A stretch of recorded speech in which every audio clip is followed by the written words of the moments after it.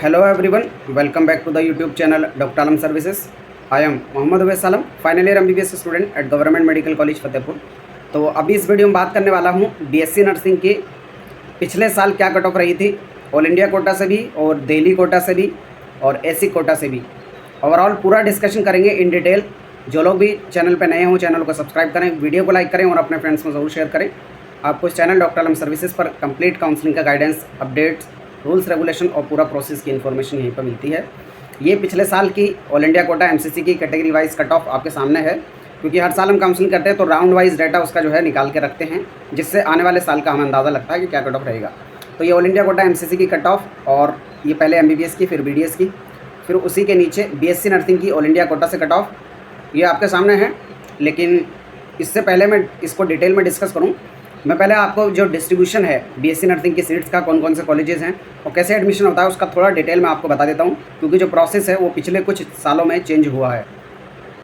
तो ये आपके सामने जो MCC का ऑफिशियल नोटिफिकेशन है 2023 के अंदर आया था, और इसका मेन मकसद था कि जो कुछ कॉलेजेस हैं वो रिमूव होकर MCC काउंसलिंग से IPU के अंदर चले गए थे।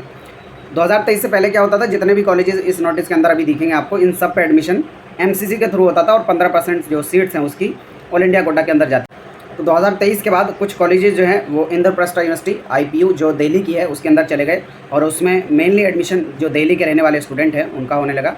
तो यही वजह थी कि BSc नर्सिंग की ऑल इंडिया कोटा से जो कट ऑफ है वो भी पिछले 2-3 साल के अंदर बढ़ गई है, उससे पहले काफ़ी कम रहती थी। ठीक है, तो ये आपके सामने नोटिफिकेशन है, जो कि पिछले साल भी इसी नोटिफिकेशन के हिसाब से एडमिशन हुए थे, और उससे पिछले साल यानी 2023-24 में भी इसी के हिसाब से एडमिशन हुए थे। जो कॉलेजेस IPU के अंदर हैं उनमें कौन कौन से कॉलेजेस हैं, Lakshmibai Batra college of nursing और ST Stephen's college of nursing, Christian minority college है college of nursing, Hindu Rao hospital and college of nursing, Kasturba hospital and Pannadai college of nursing DDU, और Shakuntala Devi college of nursing. ये सब के सब कॉलेजेस जो हैं वो IPU के अंदर चले गए, यानी जो दिल्ली के स्टूडेंट हैं उनका इस पर एडमिशन होने लगा। तो जो IPU की BSc नर्सिंग की कट ऑफ है वो काफ़ी कम जाती है as compare to all India quota. भी ये भी मैं आपको दिखाऊंगा डिटेल में।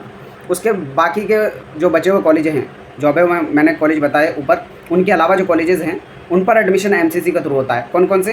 The counselling of BSc nursing courses for nursing colleges of VMMC के college Safdarjung hospital and RML hospital will be conducted by MCC। तो VMMC के और डॉक्टर RML हॉस्पिटल की जो नर्सिंग की सीट्स हैं वो MCC से भरी जाएंगी। उसके साथ ही college of nursing Florence Nightingale कौन न्यू दिल्ली, इसकी भी जो सीट्स हैं वो MCC के थ्रू भरी जाएंगी। तो जो MCC के थ्रू भरी जाएंगी उस पर पूरे इंडिया के जितने भी स्टूडेंट हैं, कहीं के भी रहने वाले हों, पार्टिसिपेट कर सकते हैं।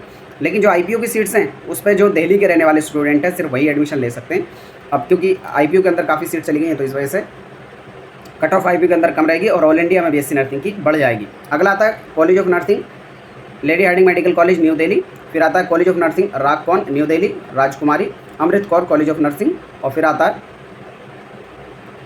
College of nursing Bhopal nursing college BMHRC Bhopal and Bhopal memorial hospital and research centre, और फिर उसके बाद 5 नंबर पे college of nursing BHU Varanasi के अंदर। ठीक है, अब इसमें भी ज़्यादातर जो सीट्स हैं वो गर्ल्स के लिए हैं, तो जो गर्ल्स की कट ऑफ वो थोड़ी कम रहती है, और बॉयज़ की सीट जो काफ़ी कम है, तो बॉयज़ की कट ऑफ इसमें भी काफ़ी हाई रहती है। अब मैं आपको जो है डिटेल में दिखा देता हूँ। ये जो मैंने MCC वाले बताए हैं इन सब पर एडमिशन MCC काउंसलिंग के थ्रू होगा, और कट ऑफ जो इसकी होगी वो ऑल इंडिया वाली कट ऑफ होगी, जो मैं अभी आपको दिखाऊंगा। तो यहाँ पर ये जो आपके सामने है ये BSc nursing all India Kota की कट ऑफ, यानी ऐसे कॉलेजेस जो MCC में पार्टिसिपेट कर रहे थे और उसमें पूरे इंडिया के कहीं के भी रहने वाले स्टूडेंट पार्टिसिपेट कर सकते हैं, वो AIQ की कट ऑफ कहलाती है। अब इसमें जो दिल्ली के स्टूडेंट है, क्योंकि उनके लिए रिजर्वेशन स्पेशल है, तो उनकी कट ऑफ और कम रहती है, वो भी मैं अभी आपको दिखाऊंगा। All India Kota BSc nursing की अगर बात की जाए तो जनरल के अंदर फर्स्ट राउंड के अंदर 95,227 ऑल इंडिया रैंक पे अलॉटमेंट हुआ था लास्ट सीट का, और ये जैसे जैसे आगे राउंड बढ़े तो कट ऑफ कम होती रहती है। मेनली आप 4th राउंड तक की कट ऑफ को मान के चलें, क्योंकि 5th राउंड या उसके बाद जो एक्स्ट्रा राउंड होता है उसको हम नहीं मान सकते, क्योंकि बहुत कम सीट उस टाइम पर बचती हैं और कट ऑफ काफ़ी कम भी चली जाती है, तो उसको आइडियल तो नहीं मान सकते। लेकिन फिर भी अगर किसी की ज़्यादा ऑल इंडिया रैंक है तब भी उसको ट्राई करना चाहिए। जैसे पिछले साल अगर बात की जाए 4th राउंड में लगभग 1,28,348 ऑल इंडिया रैंक में जनरल सीट जो है मिल गई थी ऑल इंडिया कोटा से BSc नर्सिंग की। लेकिन उसके बाद जो एक्स्ट्रा 5th राउंड हुआ उसमें देखेंगे तो लगभग 7,48,431 ऑल इंडिया रैंक तक मिल गई थी। तो इसको आप कट ऑफ नहीं मान सकते कि 7 लाख तक किसी को सीट मिल जाएगी। ये लास्ट में जाके कोई सीट बढ़ जाती हैं, और ज़्यादा स्टूडेंट पार्टिसिपेट करने वाले रहते नहीं हैं, क्योंकि उनका जो मोरल है वो पहले 2-3 राउंड की कट ऑफ देख के डाउन हो जाता है और फिर वो आगे पार्टिसिपेट नहीं करते हैं। फिर भी अगर लास्ट तक आप काउंसलिंग करते हैं तब चांस होते हैं कि आपके मार्क्स कम भी हैं तब भी सीट आपको मिल जाए। अब बीएससी नर्सिंग का पिछले कुछ सालों के अंदर जो है क्रेज़ काफ़ी ज़्यादा बढ़ा है। कट ऑफ आप यहाँ पे देख ही सकते हैं, अदरवाइज़ काफ़ी कम कट ऑफ जो है बीएससी नर्सिंग की रहती थी। आजकल के टाइम पे जो पिछले 1-2 साल में देखी गई है cut off all India Kota से, ये लगभग जो बीएमएस की कट ऑफ है उसके आसपास ही घूमती हुई नज़र आ रही है। अदरवाइज़ काफ़ी कम रहती थी पहले, और डिमांड भी बीएससी नर्सिंग की बड़ी है क्योंकि ज़्यादा सीट्स हैं नहीं और हॉस्पिटल्स में, कॉलेजेस में डिमांड इसकी है, तो ये भी वजह है कि इसकी कट ऑफ थोड़ी बढ़ रही है।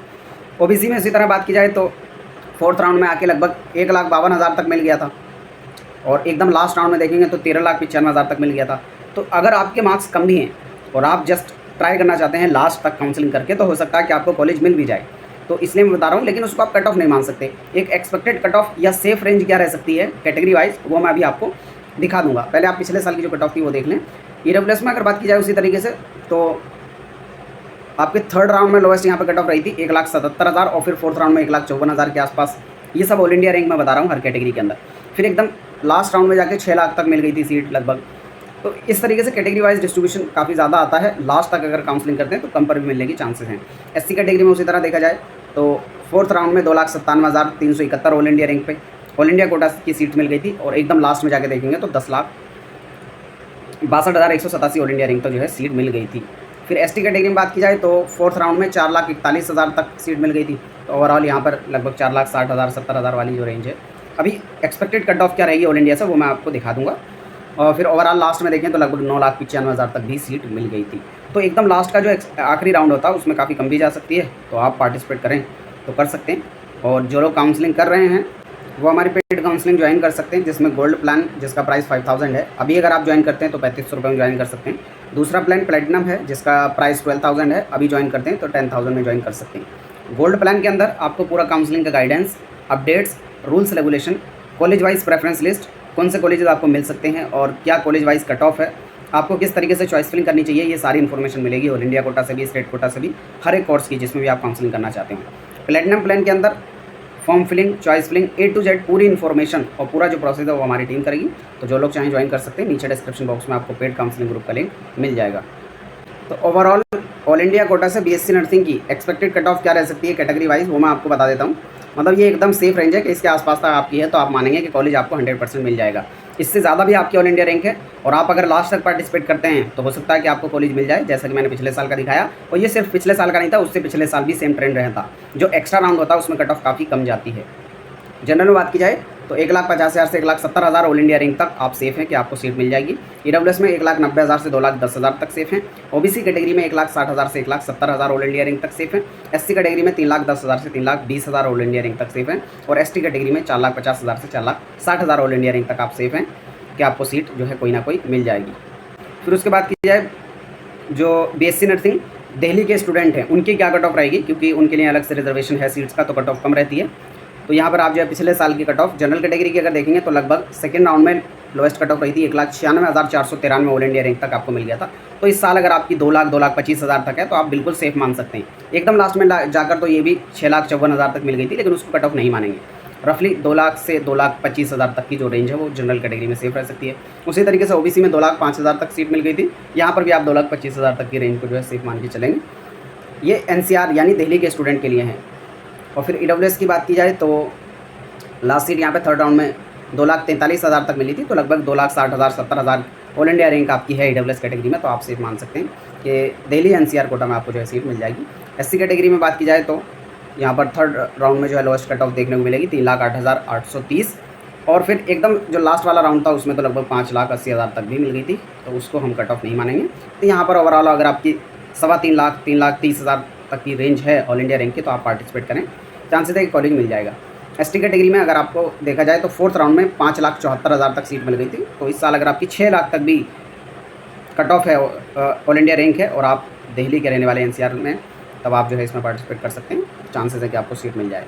फिर बीएससी नर्सिंग में एसी की बात की जाए तो एसी कॉलेजेस की जो कट ऑफ रहती है यहाँ पर 4th राउंड में देखेंगे तो 3,11,470 तक सीट मिली थी। ओबीसी के अंदर देखेंगे तो लास्ट 3,75,167 तक। तो यहाँ पर अगर आप देखेंगे जनरल में लगभग 3.5 लाख वाली जो रेंज है वो सेफ रह सकती है, ओबीसी में लगभग 4 लाख ऑल इंडिया रैंक तक की सेफ रह सकती है। फिर उसके बाद ईडब्ल्यूएस कैटेगरी में अगर बात की जाए तो यहाँ पर 4th राउंड में ही 10,89,000 तक मिल गया था। तो कई बार ऐसा होता है कि कोई भी कैंडिडेट अगर पार्टिकुलर कैटेगरी से नहीं होता तब भी कट ऑफ काफ़ी कम चली जाती है। एससी कैटेगरी में यहाँ पर देखेंगे तो लगभग पहले ही राउंड में 7,36,000 ऑल इंडिया रैंक तक मिल गया था एससी में।